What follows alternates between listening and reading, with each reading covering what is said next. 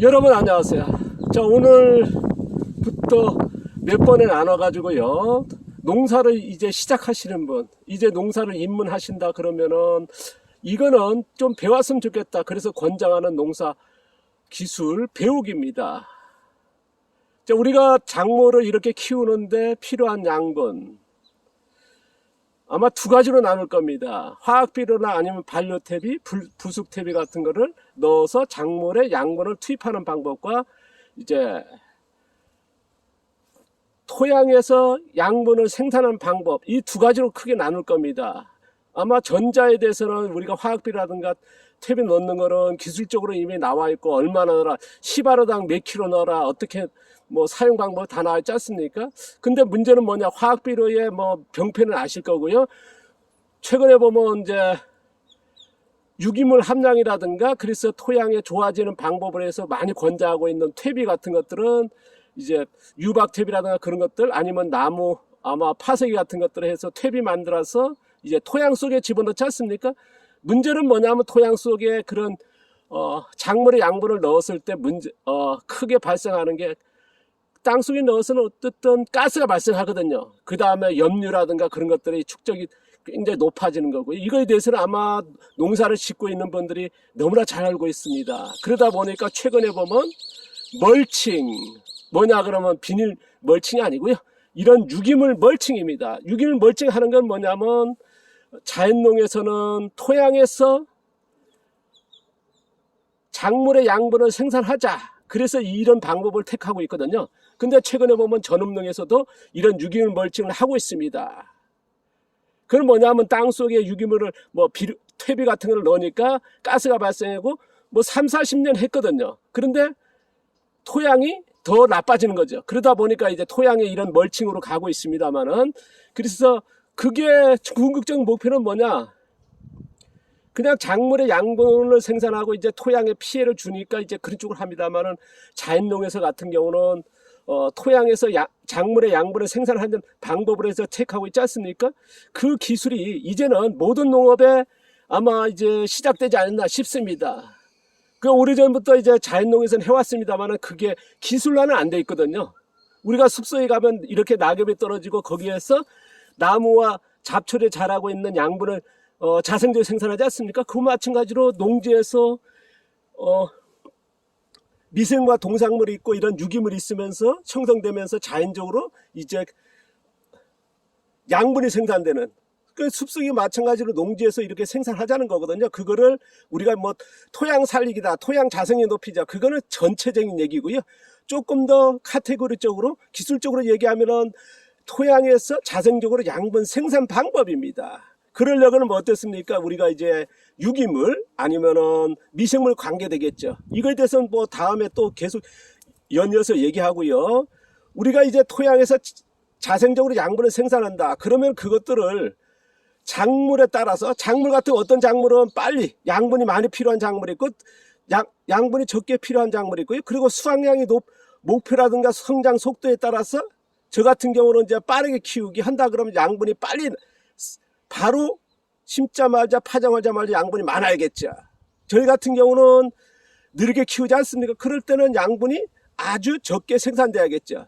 왜냐 그러면 두 배 이상 되니까요. 제가 이제 이렇게 양배추를 키웁니다만은, 양배추가 어떻습니까? 다른 데 같으면 한 10배 정도 크거든요. 그건 뭐냐 그러면 바로 양분이 돼서 양배추가 빨리 크는 거거든요.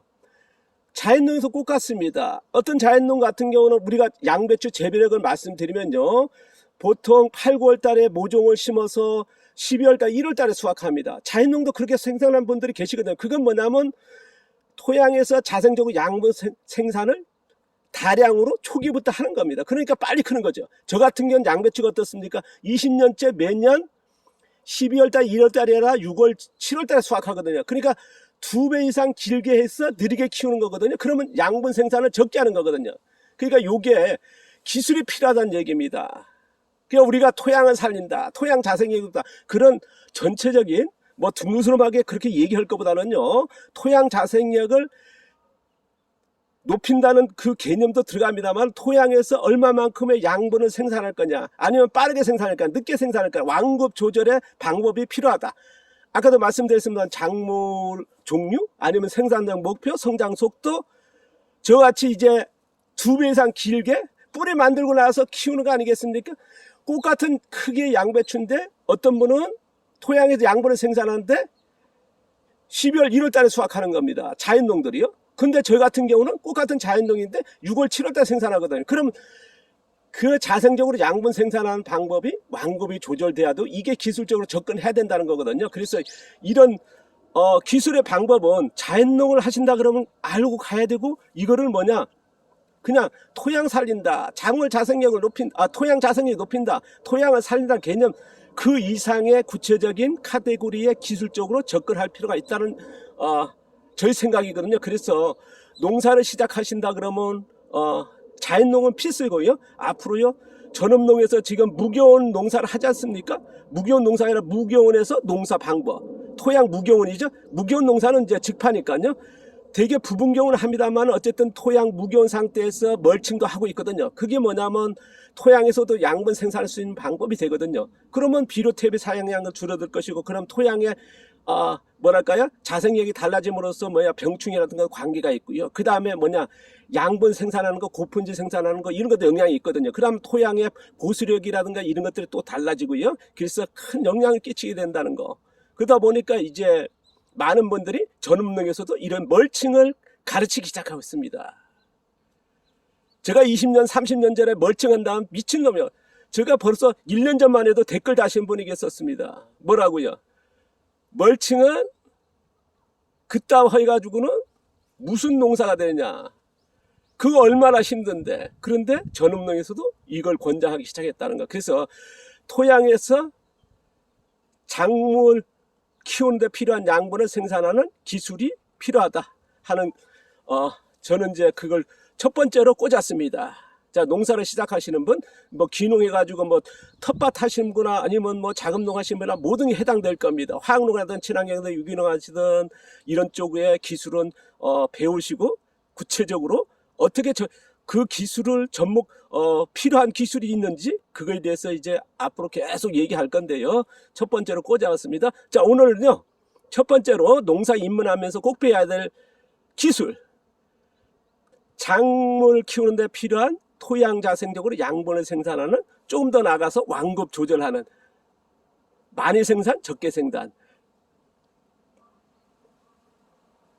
빨리 많이 생산, 천천히 오래 생산, 여러 가지 방법이 되겠죠. 이런 것들을 배웠으면 좋겠다는 의견을 말씀드렸습니다. 감사합니다. 고맙습니다.